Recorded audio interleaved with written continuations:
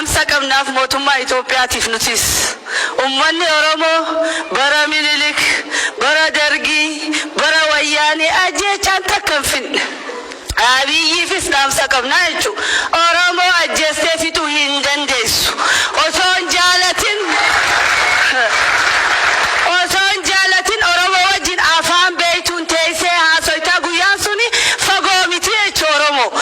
Yoo yaadaan wal hubannee yoo qalbiidhaan wal jala deemnee wal dhaggeeffannee Oromoo hayyuu keenya warra waa beeku haasawaa isaanii faallaa dhiisnee qorqalbii keenya gama tokko deebisne abbaan fedhee nu fitu. Abiyyi khalee dhiiga qeerootiin mootummaa robbee dhiisiiti. Mootummaa meeqa Oromoo finne Abiyyi Oromoo fituu hin dandeessu. Biltiginnaanis Oromoo akka godhuu hin dandeessu. If booda deebisuu hin dandeessu.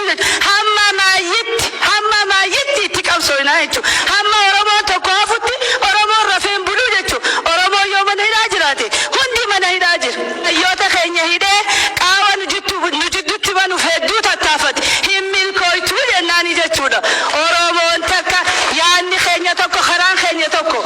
Nuti nama Oromoo nama rafu malee nama deemu hunda ni gargaaru. Nama rafu garuu hin gargaaru. Oromoofiin hojjedhaa jee bilbilaan silkii qofaan kan nu dubbatu hin gargaaru. Deemi tarkaanfii takka yoo ati fuute dhibba si jala fuunaa jechuu waan qabnu. Kanaafuu fayyaadaa hayyoonni keenya hidhamanii wareegamanii dhugaa hedduun itti boona. Hayyoota kana dhugaa hedduun itti boona. Bara hunda hayyuun qabsoo Oromoo ni dheessaa maal ta'a ni facaasaa diinni kanatti xumura gootan akka kiyyatti fayyaadee ani isiniin jaa. Goonni namni qabsoo hoogganu qabsoo irraa hin baqatu.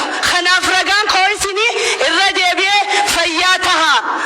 Anis ummanni Oromootis isin irraa hin baqatu.